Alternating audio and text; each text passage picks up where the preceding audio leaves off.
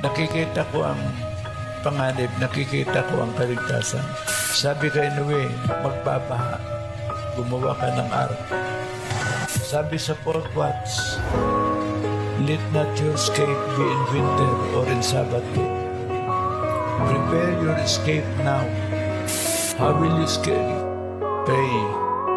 Sa mga tuwid may escape pa.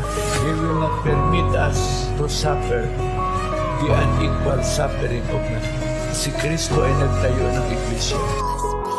Tinig at liwanag na iyong tinugunan, walang takot kang sumunod, buong pusong tinayuan na ang misyon, pandaigdigan, ganaping palaganapin, kung saan isa ako sa napabilang na hanapin. Mula sa maliit, inarin mong pagpapalain, sa tapat na pagsisikap mong kami ay idalangin, ay nasumpungan mo ang pangako niyang sumasa ating umunlad at lumago, bunga ng iyong panalangin. Pinasan ng mga hirap na iyong daladala, maipangaral ang biyaya sa mga nawawala, lahat ng bagay ay inarin mo itong kalugihan, ibinigay mo ang sarili upang mapapurihan ang kabutihan ng Ama na lagi mong pinapahay, katuruang mula sa iyo na manatiling mapanatag sa pagtawag na ito'y maingatan at mailaban, na kahit anong mangyari manindigan at lumaban.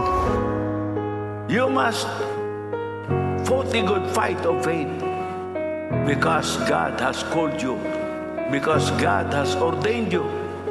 Katagang mula sa iyo na wag sumuko, wag umurong, na anuman ang danasin ang gawain ay isulong at patuloy mong ilaban. Ng sa iyo ay nakaatang, wag matakot mag-isa, yan ang laging paalala. Nagsisilbing motibasyon at aming kalakasan, at laging panalangin mo'y lubusang kaantasan, na ang aming pananampalataya ay maingatan, na kahit anong mangyari wag na wag mag-alinlangan. Mabuting halimbawa ang iyong mga gawa sa panalangin at paglilingkod, pagpapakumbaba sa tuwing nakakaranas ako ng pagkahigpi. Kauhawan kong makita ang iyong mga ngiti. Salamat po mahal na sugo sa iyong pagmamahal, na kailanman sa aming puso ay hindi matatanggal. Salamat po sa iyong pag-ibig sa aming kaluluwa, ligasiya mong naiwan ay hindi mabubura. Sana pagdating ni Kristo, magkita tayo at kinamayan mo ako. Kung hindi sa iyo, hindi ako nakaligtas. Nawa tayong lahat ay magkita sa rapture.